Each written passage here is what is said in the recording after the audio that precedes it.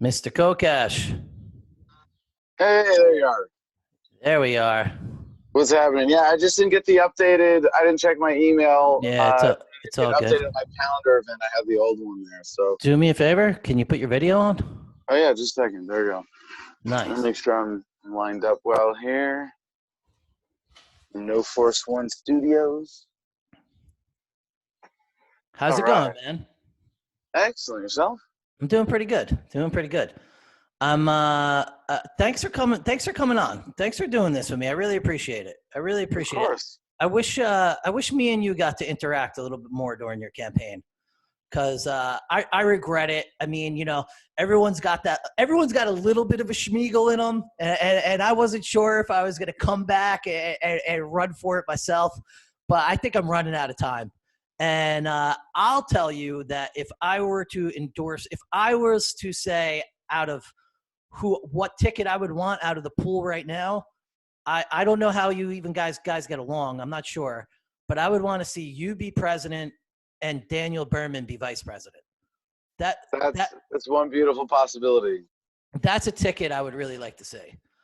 Well, I appreciate that. And, I hope that I get the chance to clarify for your audience here. If you go to kokeshforpresident.com/endorsements, which you can find with my book for free in every digital format possible and everything else, my YouTube channel, 80 million views, go to thefreedomline.com. You don't have to remember how to spell my funny last name, just thefreedomline.com. But if you find the endorsements page on our presidential campaign website, you'll see that I'm not asking for or really accepting even personal endorsements. And I know you know what you mean when you're endorsing me is that you're endorsing the strategy of localization and what this platform represents for the party as a meaningful alternative to the duopoly. And the easiest way to sum this up is to say that the difference between the Democrats and the Republicans is the difference between going off a cliff at 70 miles an hour or 80 miles an hour. And if you come along as a libertarian and say, I can take you off the cliff at 10 miles an hour, you're not really offering an alternative. Yeah, yeah. You know what though, Kokesh? Really You know what though, Kokesh? This is what I got to tell you, bro. This is what I got to tell you. We could talk about localization and we could sell this big ticket to the general population, which we're gonna have to do. I mean, it's the hardest thing about politics. You have to make your way through this insane gauntlet of maniacs. Then you have to actually communicate to the rest of the country, and that's not an easy thing to do with this gauntlet. It's damn near impossible. It's like Bizarro world. But here's where I have a problem. You had an event here in New York City under the George Washington Bridge. You're God knows where. You actually got on the phone and you called me, and you actually tried. You've done more for New York City in the past year. No. You've done more for New York City in the past year than Larry Sharp, who lives in New York City, has. Okay, I am, and this is why I endorse you. And don't even get that squirrely little, oh, I don't want to go there face off. No, that's news to me.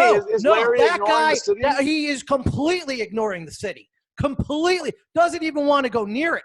They're arresting people for wearing face. Didn't you see the video of the black guy getting arrested on the street right there for filming the cop? Yeah. This is the libertarian shoe-in for vice president here, right out 3 miles from his house. Is the middle of a goddamn epidemic, and you don't even hear him anywhere except for making backroom deals with these freaking freaks at the convention. No, I'm not giving it another goddamn second. I'm sorry I didn't get behind you sooner, goddamn it. Listen, what this guy is doing, how does it work for vice president? You run for vice president, right? Right. Well, let me say about Larry. The criticism I have of him is in his strategic approach to sharing the message. And I think what you're pointing out to someone like myself and yourself who value genuine disobedience of authority and standing up directly when you have the opportunity to face down tyranny, it is our biggest disappointment in what you might call the Larry Sharp strategy, although it's not really, it's more the Judge Jim Gray strategy He's the one running for president with Larry Sharpe as his running mate for VP. And I respect that both of those gentlemen are doing what they're doing as activists first. And I want to lay this down as a line of respect that I won't cross, is that they are activists first. I disagree with them on strategy. I think they might be bad for the party in a lot of ways, but I would never say anything to question their integrity or the reasons they're doing this. If this wasn't an IKEA desk, I would have punched it when you said that. I would have goddamn punched it. I'm the activist. Where is he waving his flag behind me? No, that's the the last thing he'd want to do. Well, you know, see, Daniel, this is exactly why you should be endorsing someone like me, is because the strategy with what I represent, both as a personality, with my history, with all the civil disobedience, but also with what this platform represents, is a fundamental departure that rejects all of the premises of their whole bullshit system, politically, economically, everything about the state and the current system of statism. To give any ground to that is a losing strategy. And when you take this position, yes, it's offensive. I understand, or as Bill Clinton would say, I feel your pain. You know, like I understand your indignity here. And this is why I represent a better option and a messenger for the Libertarian Party as someone from the beginning was calling bullshit on coronavirus and going out. You could sell yourself all you want, okay? Right now, we're looking at a goddamn illegal convention with a backroom last-minute deal, okay, by a goddamn snake in the grass who you're calling an activist and is only showing up to meetings throughout the state where he makes money. He is not the only thing he takes a stand on are vapes and legalizing prostitution, and that is it. That is it. He's nowhere to be found. Nowhere to be found. With all his clout, with all the money behind him, and you know what else he did? And lied about it afterwards? Maj Touré. That was Larry Sharpe's donor that Maj Touré offended. The donor then put pressure on Larry Sharpe. So you know what Larry Sharpe did? And he's lucky. He is lucky that the convention got canceled and we couldn't really highlight this like we were going to. Larry Sharpe stabbed Maj in the back and said, oh, you cursed at the guy who pissed you off. I can't have that, and replaced Maj as keynote speaker.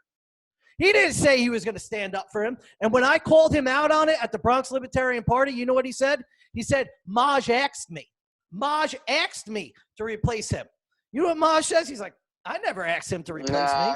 All right, I'm gonna have to look into this. You're gonna have to look into this. You don't have a week to look into this. You can look into this all you want. Hey, I'm in the Libertarian Party. I'm in this Libertarian Party, and we have a presidential convention coming up, and we have a snake in the grass who's only in it for his own financial interests and isn't showing up in New York State at all, who's about to take the presidential goddamn primary in the most important presidential primary we've ever had. We at least need you and Berman, who are real, who are young, who have a positive message, and not this last-minute snake in the grass illegal convention robbing our presidential election. And we can't be coy about this shit anymore. We can't be coy about it, man. You're absolutely right. But I want to put it in perspective for a second here. First of all, with the Gray Sharpe ticket, it was similar. But what you saw Justin Amash go in and out of the race, right? Yeah, and you saw that there's because he knew that he didn't have the majority. And, you know, I'm friends with both Larry Sharpe and Maj Touré. And I'm going to make sure that I talk to both. This is news to me, what you just raised about the conventions. I knew that Maj got taken off as the keynote. I didn't know that Larry had any hand in that. I'm going to raise that with both of them. It was Larry's donor who put pressure on it. It's not going to be the first time they've been hit up on it. Larry even went as far as following out a suit and calling me a megalomaniac on Facebook, and even very upset. His followers, his entourage in New York State, the people that drive him around and like his little entourage, they are the ones that are going out throughout the rest of the state and running hit pieces on every single libertarian in the state, driving them out of the party. Larry might touch on it, but he never addresses it because it's his people that are doing it because he wants to stay on the top perch of the Libertarian Party so he could get all the money. I'm telling you. You know, why would I come out and say this? Why would I come out and say this? I live in New York. He'd be a good ally. He's about to be on the presidential ticket. Why wouldn't I want to be as good of friends with him as possible and maybe make a little media career out of myself? Why? Why? Because he's a snake in the grass. Everyone that lives watching this, if you're a Libertarian, do not vote for Larry. You're missing the point, if I may. Sorry. Yeah, it's your turn. No, you're because I will, first of all, again, I will always give everyone the benefit of the doubt. We are a small group of people going up against the duopoly that has a budget in the billions of dollars just for politics. They got room for black ops. They can threaten people. They can bribe people. They can use law enforcement against people. I would never condemn someone at the character level of calling them individually a snake in the grass. I would never resort to that kind of ad hominem or character assassination, and it's not necessary, and I'll tell you why. We focus on the bigger problem here, and even when you want to talk about Larry as a VP nominee, the bigger problem is Judge Gray as the presidential nominee, someone who said that he would jail activists for expressing freedom of speech on a courthouse property just because they're talking about jury nullification, using the excuse as jury tampering. There's so many other, then that's just one thing that came out in a podcast. It's a very offensive position of his, but there's so many other things that if he is the nominee, Libertarians are going to have to be apologizing for. And there's he doesn't believe in jury nullification? No, well, he's wishy-washy on that. He's been defensive, gone back and forth, says he does. No, judge. It's not that. It's not. You know what? We're releasing a video with his original podcast statement and me challenging him on this specific point and his defensive, terrible answers in the last two debates. It's going to be on my channel today. Moving on, Daniel, we got something bigger to hit here. So the Justin Amash thing coming in, you saw that, right? You saw Justin Amash come in. You saw Nick Sarwark, the chair, doing everything he could to manipulate the process to hand it to Justin, right? That's a little more obvious, right? We're at the next level. The worst things you could, Larry Sharpe is not getting rich as a Libertarian Party activist. If he was really motivated by, I don't want to surmise his motivations. No, that's not it. Larry Sharpe with his talents as a communicator, if he wanted to make money being a bullshit artist, he would be doing something other than working with the Libertarian Party. No freaking way. He'd be with the Democrats or Republicans. There's no way. And he's not like, it's not like some rich asshole is paying him $1 million behind the scenes. No, not that kind of money. Not that kind of money. He's fighting for scraps, man. No. Scraps. But here's you can't convince me. I know it. I know it. So focus. Okay, but again. But let's focus on Jim Gray. That's more important right now because this is the presidential nomination. That's okay. The nominee of the Libertarian Party is going to get somewhere on the scale of $100 million worth of earned media from winning the nomination and being the nominee over the cycle until November. That is a huge amount of exposure up for grabs. There are a lot of people in the powers that be, the they, them, those, who would rather we have anybody but someone who represents the principal message of libertarianism as our nominee. I think that's their main goal, to keep the Libertarian Party impotent, to make sure that we don't have a nominee who wins converts, who wakes people up, who motivates people, who inspires people with the message of freedom itself. Jim Gray doesn't do that because he doesn't believe in it. He doesn't have that. There are other candidates who don't. I do want to praise Dan Berman and Arvin Vohra, especially for representing that and embodying that in policy. But even two of the other top candidates right now, Jacob Hornberger and Joe Jorgensen, are pretty good on this count. I think the manipulation is really to make it anybody but one of us. And that's the push for someone like Jim Gray or Justin Amash or if they can't keep someone like us who represents the principled message of libertarianism from being the nominee, to mess with whoever it is and do other things to keep the party impotent. So we have to be really looking out for this kind of manipulation. You know, Larry Sharp. I gotta say, you mentioned Arvin Vora, here. and Arvin Vora is a good man, solid dude. I gotta say, Absolutely. I gotta say, and you know what? As far as integrity wise, like I agree with you on the rest of the candidates. They're not as scary as this little. We have Jim Gray and Larry Sharp that actually are corrupt a little bit of enough of a machine to drive a congressman right out of even looking at it and going. Well, okay. So I went over, but it wasn't them. It wasn't them. So I want to go back to that. Thank you for reminding me. Justin Amash comes in. Nick Sarwark has been courting him for years, trying to get him to come in and to be the nominee. And that's why Nick was pushing. Speculation here. This is why it looks like Nick was pushing so hard for the online convention, the online vote, so that he could control it and guarantee that Amash would get the nomination. And he goes, come on, Justin, come on over here. I'm the chair. I got you. I'll make sure you're the nominee. Now, why does Nick want to do this? Again, speculative. He could be the VP nominee for Amash. He could be making more money, raising his profile, getting speaking fees. He could be making money as a consultant because he knows that Amash has, different financial connections. But I think I have, you look at the numbers. I mean, at one point I had raised 10 times as much as everybody else in the field combined. Right now, I'm third in fundraising in the presidential race behind only Donald Trump and Joe Biden. They're the only ones actively campaigning for president who have raised more money than me at this point. And it's not a lot. It's a lot by libertarian standards, a little over $200,000.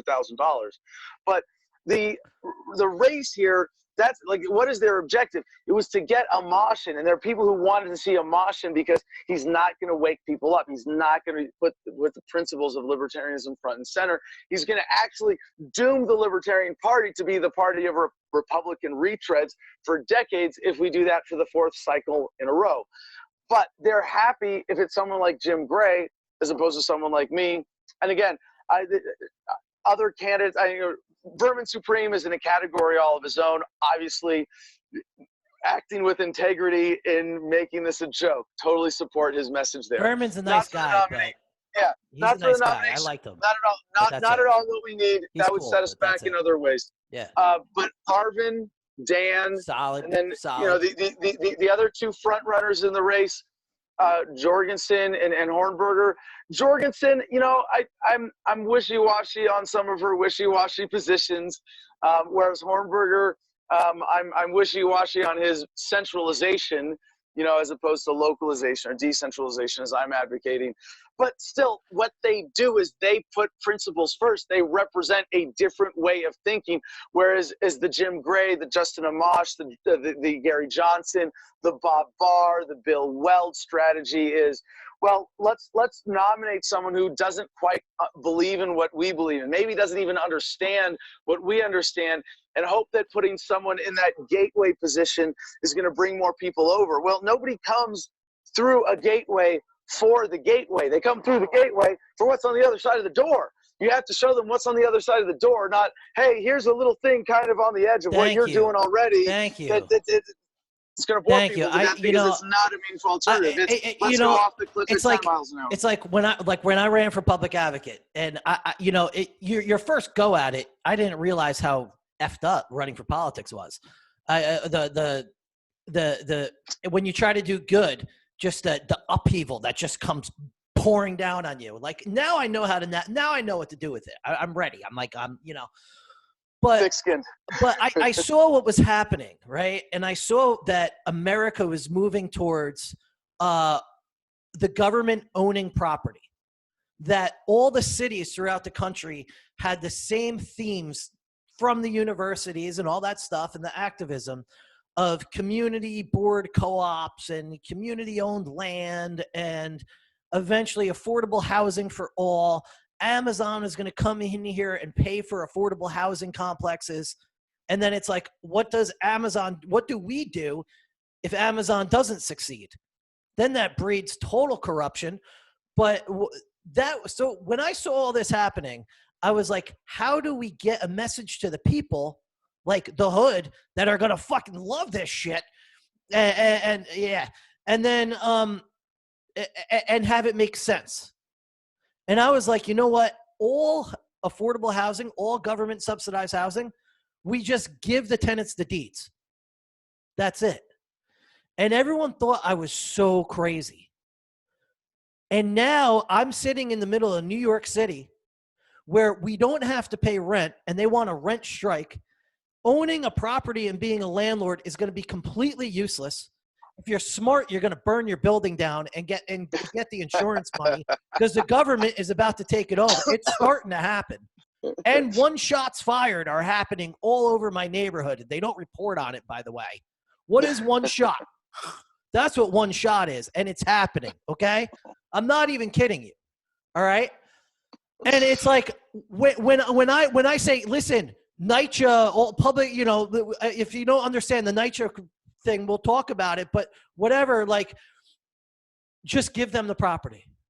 Yeah. No, you socialist. And now I'm looking at a world where in the next 2 years I see, oh my God, the government's going to own all the property. We're going to be in so much debt. Oh, the oligarchs. Yeah. Well, even me, like I'm going to be in $13,000 debt by the time the rent thing comes around on August 20th. And there's going to be so many like us. And they're not going to be able to evict us. And then the landlord isn't going to be able to keep his banknote. And then the government's going to be like, don't worry. Oh, churches, we're not allowed to assemble. But last year they made this a rule, and Governor Cuomo was educating the whole city that if they sell the church for a third the value of the land, they'll build a homeless shelter there on a 99-year lease. It's certainly a good time to be a collapsitarian, isn't it?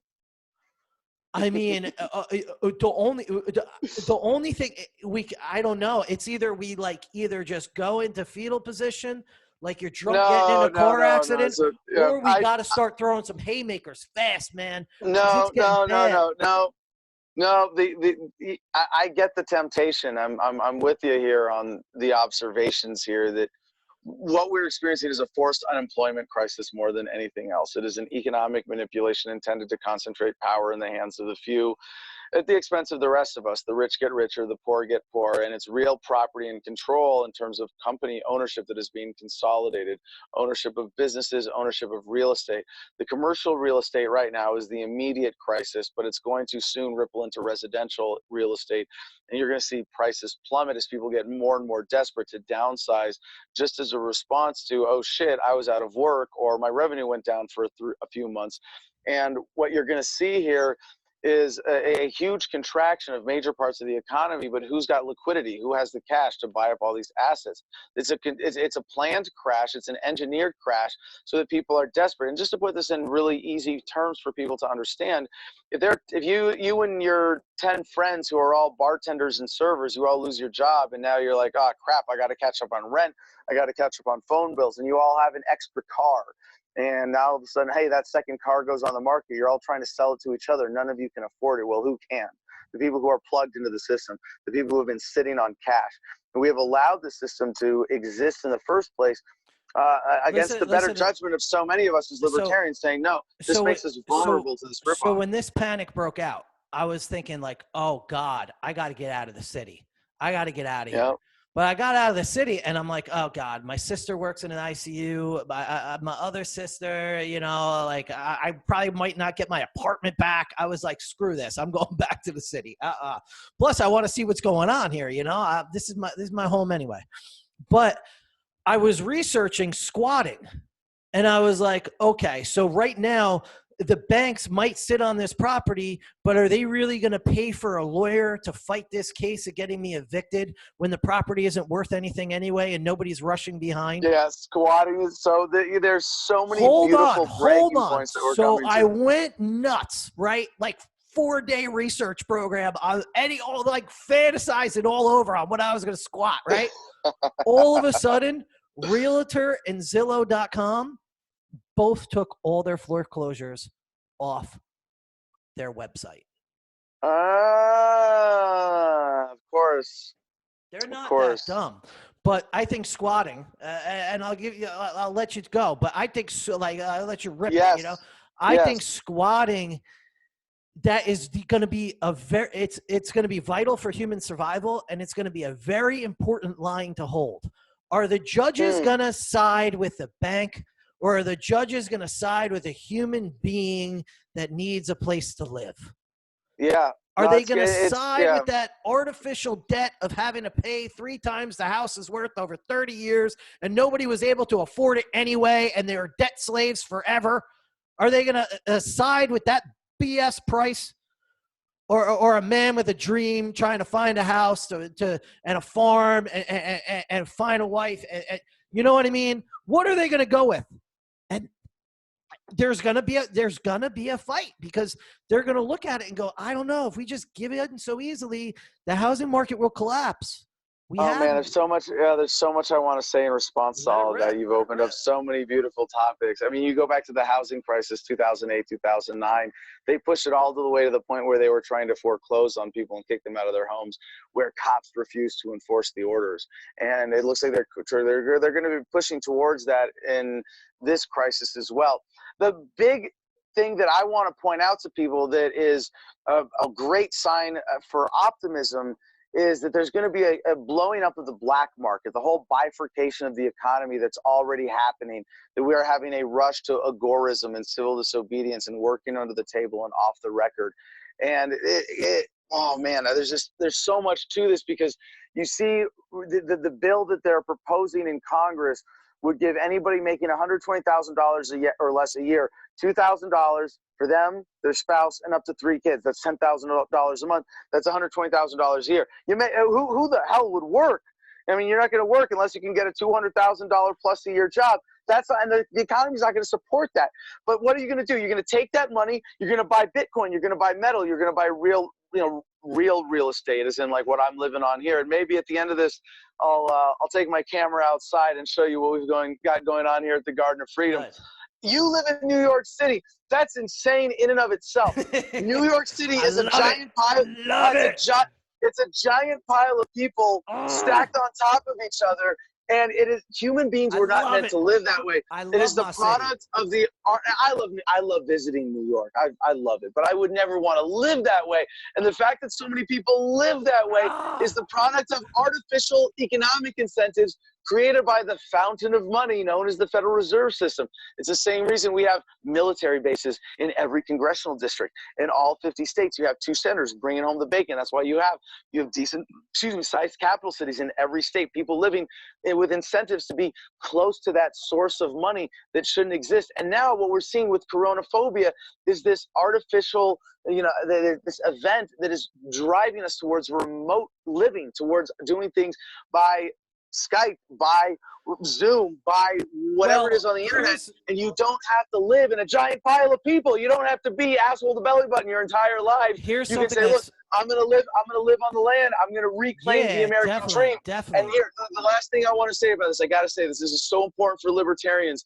and I think this is the ultimate bridge with the people who are unsatisfied with the libertarian response so far to the problems of economic injustice that we have today. Because we say taxation is theft. Yes, this has been stolen from us, but none of us except us with this platform of localization have a realistic plan for taking it back. And you have to get government to go through a bankruptcy process from the top down, layer by layer.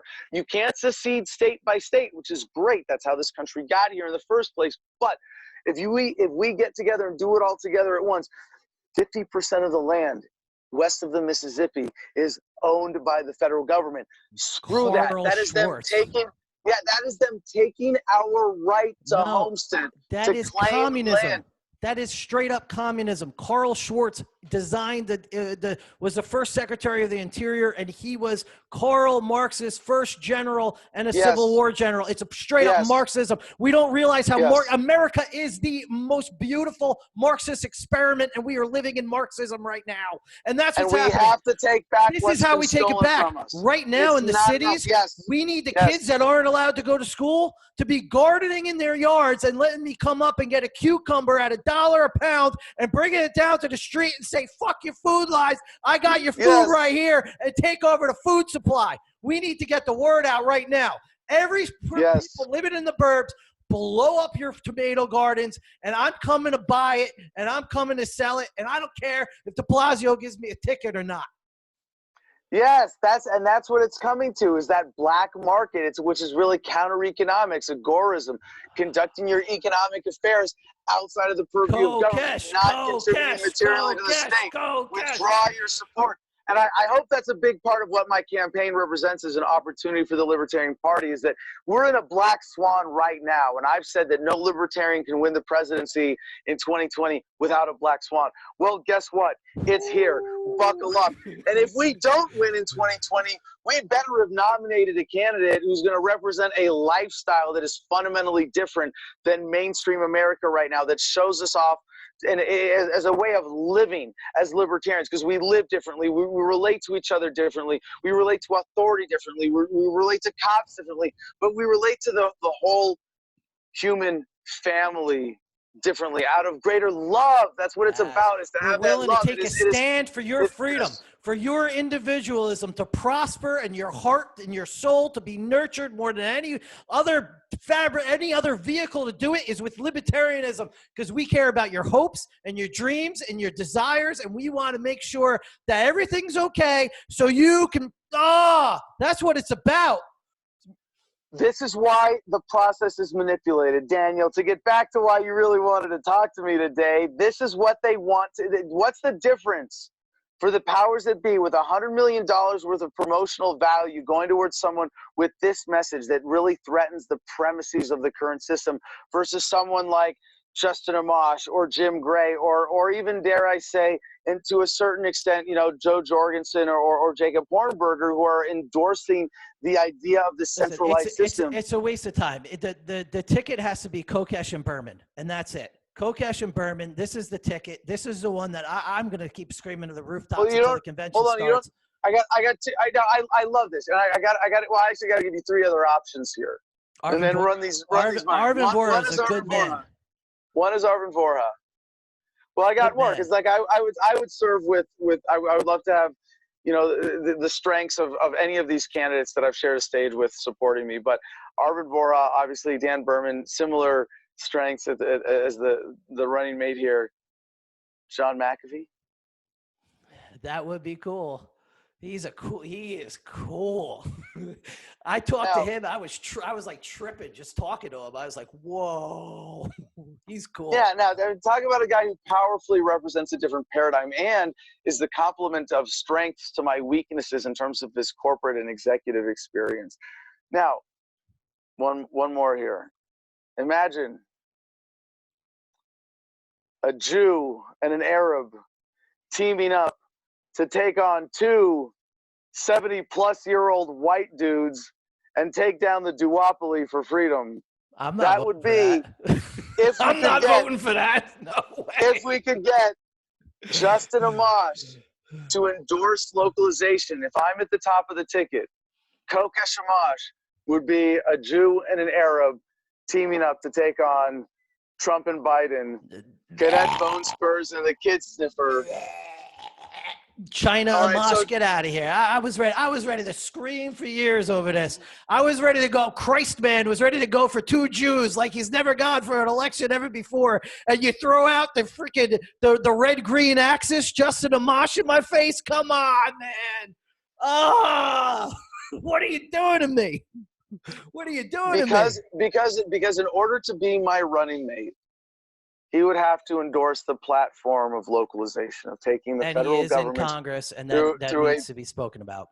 Through a peaceful, orderly, responsible bankruptcy process that leaves us with 50 independent states and up to 562 sovereign native nations, reaffirming the individual right to secede from any system that you do not consent to. To get a member of Congress on board with that platform, aside from the beautiful optics of a Jew and an Arab, and two younger. Yes, it is. You're reaching across demographic lines and nothing else. No, it is beautiful. I went 3 years ago, Barack Obama. Now I gotta get this crap. we're not running on the ticket of identity politics, but we are beating them at their own game. If which really is sad, because that's what's going on with this guy Jim Gray and Larry. You have a white old judge who put people in jails, and you have his token black vice president, and it's so cliche, and they're not coming with passion. They're not coming to take a hill. Larry will talk about how he wants to support down ballot candidates. He's not doing it. Get out of here with that ticket. That ticket and them being happy with the way that this convention is going to go, and you guys not declaring that you're going to defy these orders and get in a room at least with one cameraman and have a debate for hours if you have to until we really can come up with a good decision is a disgrace. And the only reason why they're not doing it and they're not taking a stand and saying, you know what, the right thing to do would be at least an in-person presidential debate is because they know that they can win this way.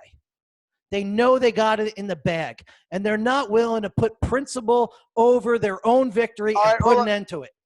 So I forgot one point you almost got me to go back on before, and this is the other really important note of optimism. Amash came in with the support of the chair representing that losing strategy, and he came here and he talked to us for 3 weeks, and he ducked out because he knew he couldn't win the nomination, which was a victory for the grassroots. If I may go back, Gary Johnson won the nomination in 2016 because at the end of convention season, mostly January, February, March, April that year, where the states select their delegates, only about 60% of the slots were filled, and he came in and filled most of them post-state conventions with extra people from other states, oftentimes because he was able to pay their way to the convention. Now, I'm not faulting Gary Johnson for this at all. He was just playing the game better. Yeah. Then he did nothing. There's nothing inherent in that strategy that is in any way dishonest or underhanded, but it is extremely an extreme vulnerability. It's just not as a weakness. No, it's it's bullshit. I called 4 years ago when that happened. I called bullshit on the grassroots of the party, saying, really, how many of you sit around and bitch about how you don't like who the nominee of the party is, but where the hell were you at your state convention? All you had to do was show up to 2 meetings, state convention, national convention. You could have had one of those slots. Where were you? One person on Austin Peterson's campaign could have won him the nomination. Gary barely won with 55-something%, less than 50-something votes on the floor. Austin Peterson had that fan base. One person. I've never heard a complaint about the LP that one person complaining couldn't solve by showing up and doing something about it, including you don't like the nominee, show up, get involved, sway some delegate votes. Maybe it's hard now, but if it's hard now, it's because I announced 2.5 years early. And I went and I said, look, we need to make sure that in 2020, there is not a single empty delegate seat in the country. And we have succeeded in that, except for a few technical exceptions. Every single delegate slot in the country has been competitive. California, 107 slots. They had normally, 30, 40 of them filled. This year, we filled every single one, plus over 50 alternate slots. Every single state in the country this year has been competitive, and it's because we have motivated. My team they've brought that many people into the party, for me or against me, doesn't matter. Grassroots libertarians who will not fall for this nonsense, this co-option of the party, will not let us become the Republican light party. Because of that, Amash came in and said, shit, I can't win this even with the chair pulling for me. And then Jim Gray, representing their backup plan, still can't do it. Jim Gray's not going to be the nominee. There's no way. He's not going to. His strategy, the people who endorse that strategy in the LP are the minority. That's awesome. And I just want to, for anybody who's on the fence about what they're going to pick, I'm not going to sit there and get behind Austin Peterson's policies. I'm not impressed. I think I would destroy him in a debate. But I will tell you this, if he got the nomination and not Gary Johnson, you would have actually seen him. You would have seen him on the meet. Gary Johnson was napping. I got this. He was napping, taking bike rides. There was, to not capitalize on what was going on with Hillary and Trump, was a joke. And, you know, Austin Peterson might be a rhino or whatever you want to say about him, but at least he would have been fighting all the way till November. And you know, I don't think we could say the same about Jim Gray. Larry will campaign his ass off, but I just don't see Jim running as hard as Kokesh would. I really don't. And this is really important. This is a good-looking guy. The media will be all over him. I mean, I would rather Kokesh be the future and a strong pillar and a founding father of this party than this guy Jim Gray. His time has passed, and it's really localization is the most important thing we could possibly do. If you were a green nut, if you were an environmentalist nut, localization is the most important thing. If you're a raging socialist and you want to see that your community gets served in all the ways that you want to, Medicare, food stamps, all the ways, education, all the ways, localization. You don't want Tim Gase and Maxine Waters arguing over what's happening in Brownsville. You do not want that. You want Brownsville arguing over what's happening in Brownsville, and keeping the money there and making sure businesses that are going to make a lot of money are coming into their communities, because that's how you get wealth. Okay? And the structure that's set up is designed to have inner cities have wealth bypassed through them so much. It's a financial bypass. I hope I don't have to explain why, and I could. You guys should know this by now. And localization is the most important. No matter who you are and what you want, we need to get rid of this federal bullcrap. We need to get rid of it. No, thank you for getting me back on the positive message of localization here. And you're almost selling it short, Daniel, because it really is the everybody gets what they want strategy. As government, it gets localized. It gets more customized. It gets more transparent. It gets more accountable. And when it gets all the way down to the community level, all you're left with is systems that are based on your value set up to meet your needs. And you have the right to opt out and create new systems if you want. And you know what, Daniel? I've been quoting Larry Sharp a lot in promoting this, because Larry Sharp says, you got to give him credit for the quote. No, a libertarian, a good, he's decent. A libertarian is someone who believes you can be as liberal or as conservative as you want, as long as you don't force it on anybody else. Now, I'll point out my criticism of Larry is that he is contradicting that statement when he's saying we should have Jim Gray as president, because he's saying we're going to force a centralized system on the entire country and deny people the right to opt out. What I want to see is decentralization, which is a policy that lives up to that libertarian principle, that gives people the ability to have government customized and transparent and accountable and ultimately ethical and voluntary.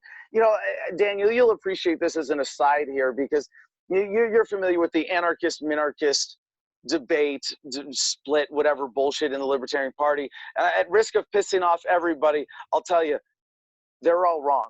Minarchists and anarchists, as libertarians, these are both incorrect positions to take. And I'll tell you why. A libertarian, again, you can be as liberal, as conservative as you want, as long as you don't force it on anybody. You can have as much or as little government as you want, as long as you don't force it on anybody. An anarchist who's an honest property rights libertarian has never said, no, you can't create a voluntary thing and call it government. I'm going to put a gun to your head and say that's our word. No, of course, yeah, voluntary government is fine.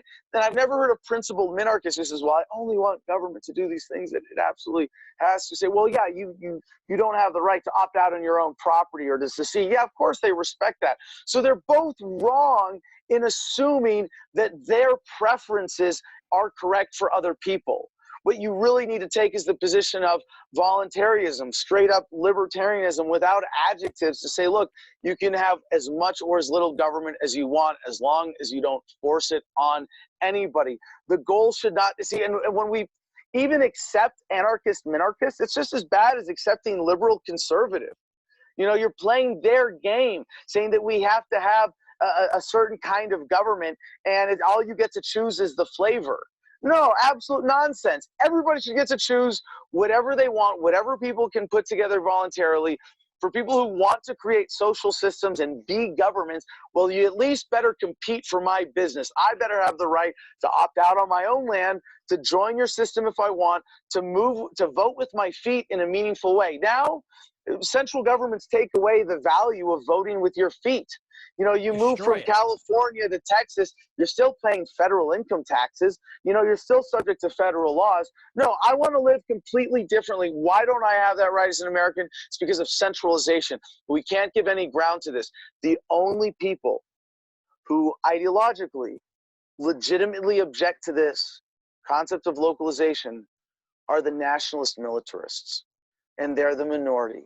And they're the assholes who have been lying us into bullshit wars where I saw buddies die in the sand in Iraq for fucking lies. Screw them. We don't need them. And it's actually time that we stand up to them. And instead of letting them run roughshod over both of the old parties with the military-industrial complex, we unite the American people against the pro-war duopoly by making sure that the Libertarian Party has an uncompromising anti-war, anti-militarism position. Localization is it. We can unite the American people, take down the duopoly, and you know what? For the pro-war nationalist militarists, screw them. We don't need them.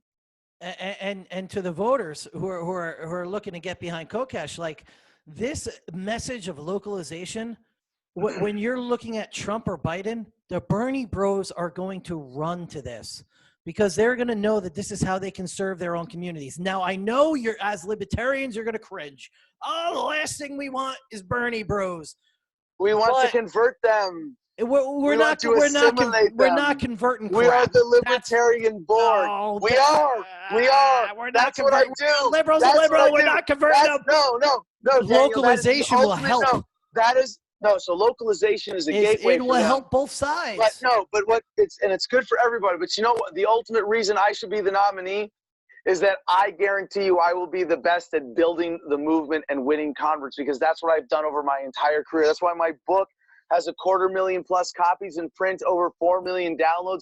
That's why I've got the social media following that I do. That's why I've got over 80 million views on YouTube. This is a message that works, and it changes how people think.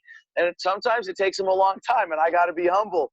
You know, it took me 10 years from identifying as a libertarian to understanding what that really meant. 10 years, you know, took me till Ethics of Liberty by Rothbard to really get to the bottom of that part of the rabbit hole. But if we expose people to a message that they are going to be motivated and inspired by, even if they first just justify, well, I'm going to vote for localization, it's the gateway. If they come out and say, well, I'm voting for the Libertarian because it's an alternative to the Democrat Republicans, they'll go back. When people, the way that I win converts is by waking people up in a way that they do not go back to sleep. You cannot unlearn what you have learned. You cannot forget the nature of the state once it has been revealed to you. And when we give people that, that's what builds the movement. That's what has the potential of taking advantage of this black swan moment and really getting us to a tipping point of meaningful change. So what next? When is the voting for the presidential primary? Well, right now it looks like it's going to be starting this Friday online with a virtual convention hosted by our current chair, Nicholas Sarwark. And there are a lot of people who have problems with this. I have to go forward as a candidate and assume that there is going to be a legitimate vote because it's still possible. Nick could still pull this out and say, okay, we're going to do this very, very slowly. We're going to take away the secret ballot. You know, every delegate is going to vote by name, and it's going to be auditable for 10 hours up every day before we officially eliminate anybody and do the next round of voting. But if he does anything other than that, it's going to be a disaster. Whoa! The test runs. So yeah. Are we going to have progress reports? I don't know. Like, if it's going to be 10 days and it's the last day, like it's like what? Like it. Like, well, so there's a mathematical limit to the way they do it, because you know it's first to 50+%. And they do it by elimination. So there's a first ballot, and between the first and second ballot, everybody can change their votes. They drop anybody who gets 5% or lower. So there's a mathematical limit, and based on qualifying tokens, how many candidates there can be, you know, there can only be, you know, something like 10 rounds, and you know, possibly less than that. Although it could be more. I think they mathematically ensure that it happens because they drop our bylaws suggest that we drop the lowest vote getter at each round until someone has. So hypothetically, Noda could win. It could be none of the above. That's the only reason I'm saying there's the loophole for an exception. If no candidate can inspire the confidence of 50% of the delegates. But we don't know what the process is going to be. We don't know if it's going to be so secure. there might be a Noda, and we might not run anybody. Well, I think what's most likely to happen is that Nick is going to try to have a vote, and it's going to halfway succeed. And there are going to be a lot of people crying foul, and there are going to be a lot of people raising actual legal challenges to the nomination. And there are people with ballot access issues saying that if we do a virtual vote and we don't ratify it in person with the convention, then we don't get to be on the ballot in some states. And there is a national convention scheduled for July in Orlando. And we might be having to get ready for that too. So this weekend is just a poll, basically. Yeah, but if Nick pulls it off in a way that everybody has confidence in, it could be binding. If it's going to automatically eliminate ballot access on certain states, there's a lot of sabotage here. There's enough people outraged. There's enough people that just don't like Nick, where it's not going to, we're the real nominee. That's still going to be a battle to the convention. But then there's things like you've got to be quarantined in Florida for 14 days. So, oh God, it's going to be bad. They might have to move that location if that thing keeps up that way. I don't know, man. I say you keep pushing. Makes me think maybe I should have screamed. You want to be my vice president? I might still have some time. Well, Daniel, I want to say that if I'm the nominee out of a virtual convention, I will maintain the position that I am only the presumptive nominee and hold the race open and continue to debate my primary opponents who want to debate, and continue giving them the opportunity to debate me, to show that they're a better nominee, and to defer to the judgment of delegates who are able to gather for an in-person convention with integrity later on in the year if that's necessary. And I'll say this: I feel like the lack of integrity Larry Sharp had in telling everyone he wasn't going to run and then run, and if he wins virtually, I will be willing to go into a 14-day quarantine in Jacksonville, Florida, to go to the convention and just disrupt his debates and speeches and every time he talks so much, because what he did was a goddamn disgrace. Truly was. Well, and that is a legitimate concern of mine, that if, everybody logs onto their computers this Friday and types in, Kokesh, Hornberger, Jorgensen, and Supreme, and then the screen just pops out. Great. Everybody, it's going to destroy the party. There's going to be no reason if it's not done, and even if it is done with transparency, there's been so much shadiness around it now that for me, I don't mind. Last minute, you go. I'm ready to just go become a Republican and slap it out. No. I'm ready to get them off the NYPD Johnson. Get them to stop being bootlickers. Because honestly, the way the Libertarian Party is, it's not even worth it. But I'll tell you why that's wrong. You can't abandon any activist organization for something like that if your alternative is to go to their competitor, because if that's the case, it's so easy. It's only the Republicans that are out there advocating to not get vaccines and advocating to get back to work. They're advocating for ladies getting arrested for selling breadsticks on the subway. It's only Republicans and socialists and me, this Libertarian, the only one showing up. I will stand with the Republicans on that, but the rest of the time they are endorsing the entire system. They endorse the NYPD so much, they're bootlickers. So if that's the case, what you're doing by joining them is becoming controlled opposition at best. So no, don't do it. Stick with the Libertarian Party. If one person infiltrates this party and is an asshole to everybody, and you go, well, I'm going to leave because there was this one asshole. I had this one bad experience. Would be Well, another frustrated and annoyed. Another frustrated and annoyed libertarian going, what could have been if he, and right now he's a Republican who's a congressman because he played the game and was a Republican. And this is why it's so important that they vote for you right now, because you're a fighter and you're in it to win it.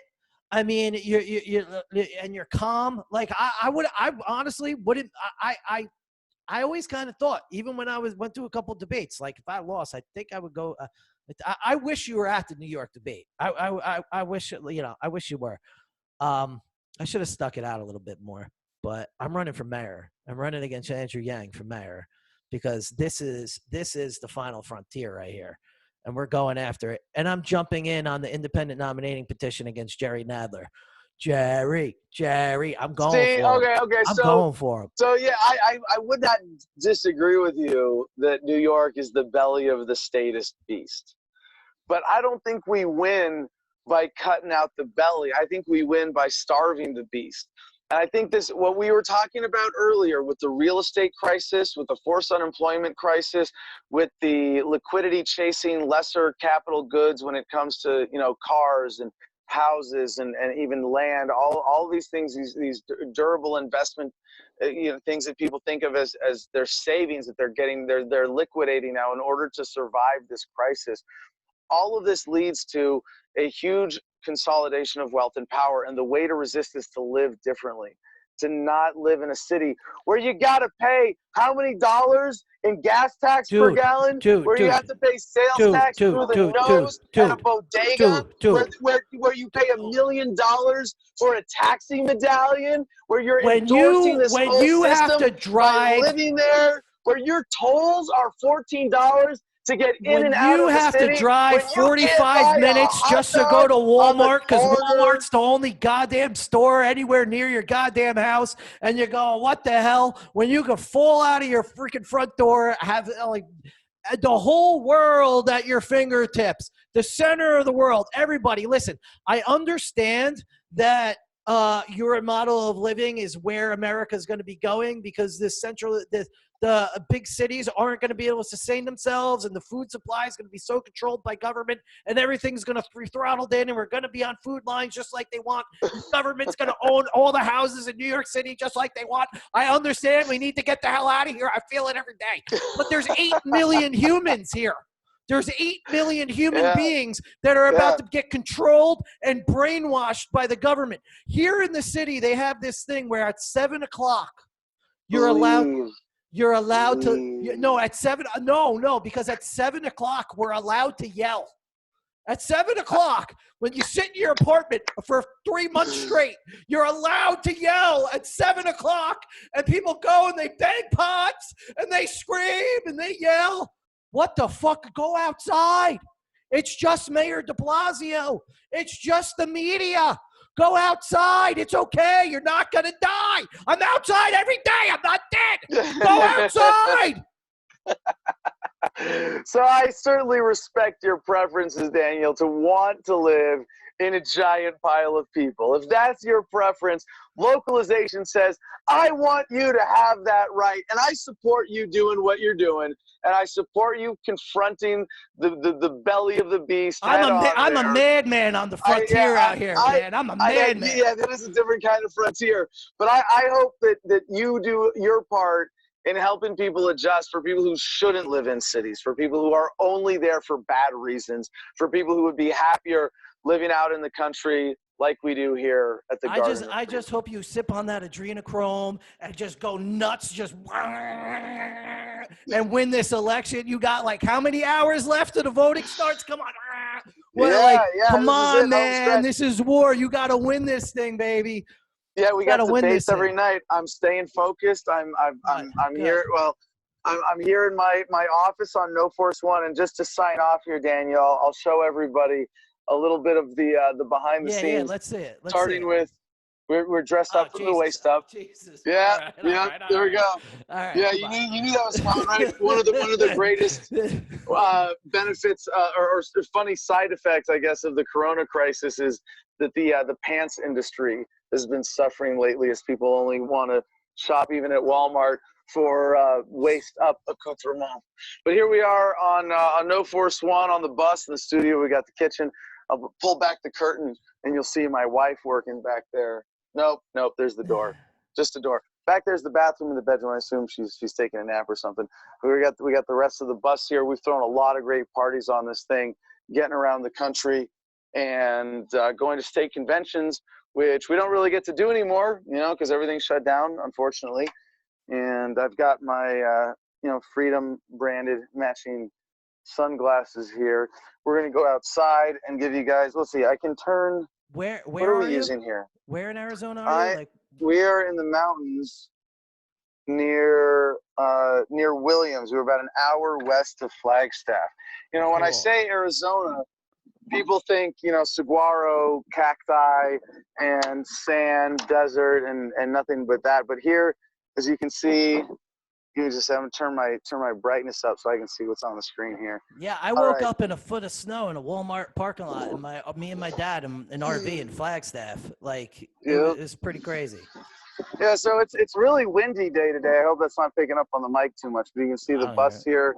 No Force One. You can see we got these beautiful juniper trees everywhere, and these survivor trees that got knocked over and just decided to keep growing. I've got all my materials and supplies and stuff there.